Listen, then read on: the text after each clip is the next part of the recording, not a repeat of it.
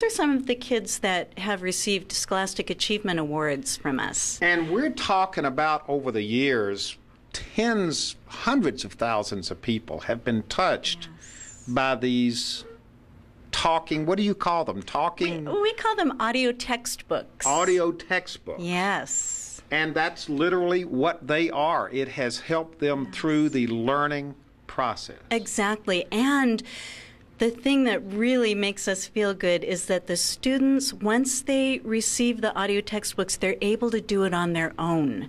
They're able to go into their rooms, close the door. Their parents don't have to read their homework to them. If they're a blind student, they don't have to hire a reader.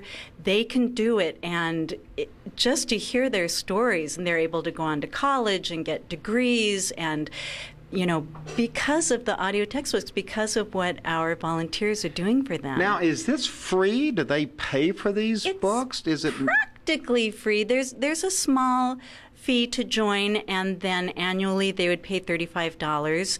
If you're an individual, you can get up to 35 audio textbooks a year for $35. So That's it's a minimum deal. cost. It basically just covers basic expenses. Exactly, yes, and then they're set. We feel good about it.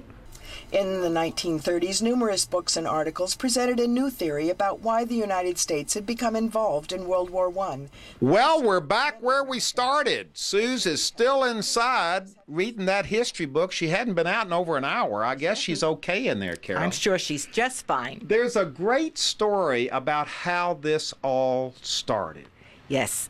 It was about 1948. World War II was ending, and the government had just passed the GI Bill of Rights, which allowed the veterans to go back to school. The New York Public Library started receiving numerous letters from these vets saying, we'd love to go back to school, but how will we read our textbooks? The ones who had been blinded. That's right, who lost their sight. Wow. So this came out of a need for the vets from World War II. Absolutely. And it has since grown into a national organization. Yes, it has.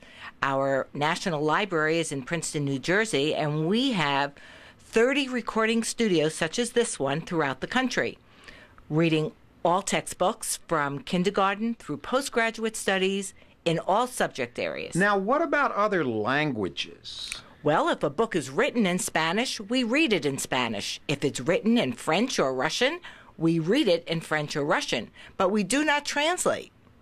So oftentimes we're asked, especially in this community where there are so many Spanish speakers, do we take a book and translate it? And that we do not do. Yeah, but you do everything else, and you cover the whole spectrum, although really you concentrate on textbooks. It's absolutely textbooks.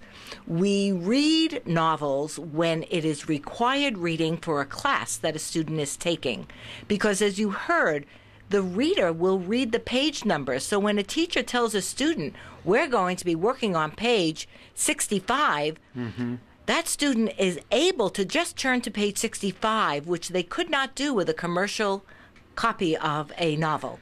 Well, I had in my mind kind of the idea of what we were going to experience here today. But I got to tell you, being here and seeing this place in action, and most importantly, meeting the men and women who come down here and volunteer to read these textbooks. It's pretty amazing. It is amazing, and it is inspiring. It's such a wonderful opportunity for people to give back and get involved, and you're always looking for volunteers, aren't you? We are always looking for volunteers. What do people do? Just sign up? Do they have to pass is there an audition? Is there There is training. They come down for a tour, and we show them around, and they meet some of the volunteers just as you have.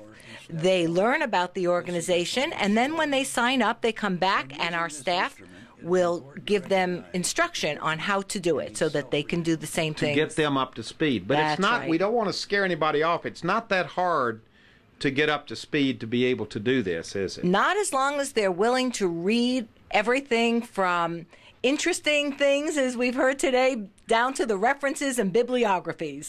But see, that makes it even better because you're not just reading the easy stuff. Absolutely. You're actually having to put out some effort and do something that may not be the most enjoyable thing in the world, but you know it's serving a good purpose. And sometimes we look for real specific specialties like linguistics, and oftentimes we only have 1 or 2 people who can do that. Yeah. Well, it's a wonderful situation here. Congratulations. Well, thank you. The name of the organization again is Recording for the Blind and Dyslexic. We're going to put your telephone numbers, your website, all of that on the screen for people who are watching who want to get involved in this, just like your volunteers have. Well, that would be to give wonderful. you a call, and because you could keep these rooms full. You run them in and out of here all day long, don't you? All day long, as well as evenings and Saturday. Well, it's a volunteer situation. There's no money involved in this. No money. But I got to tell you, what it lacks in salary is more than made up in the good feelings And you have satisfaction. reading these textbooks. Yes, it is. We've had a wonderful day. Thank you very so have much. We. Thank you. And thank your volunteers for us because they most really make it all certainly. happen. We will do that. Thank you for coming. Although the Nye Committee discovered little hard evidence, its findings suggested that merchants of death, American bankers and arms manufacturers, had indeed pulled the United States into World War I. In his State of the Union address to Congress on January the 6th, 1941, President Roosevelt stressed the danger that aggressive fascist powers presented to the United States. He urged the American people to support those, quote, who are resisting aggression and are thereby keeping war away from our hemisphere, end quote, namely the Allies. Congress passed the Lend-Lease Act 3 months earlier to do just that. Finally, Roosevelt set out the ideals that he believed Americans should fight for, the 4 freedoms. I address you, the members of the 77th Congress, at a moment unprecedented in the history of the Union. I use the word unprecedented because at no previous time has American security been as seriously threatened from without as it is today. In the future days, which we seek to make secure, we look forward to a world founded upon 4 essential human freedoms. The first freedom of speech and expression. Now, I just made a mistake there, so I need to go back and do that line again. Here we go. The first is freedom of speech and expression everywhere in the world. Visiting with Huell Howser is made possible through a generous grant from the Ralph M. Parsons Foundation.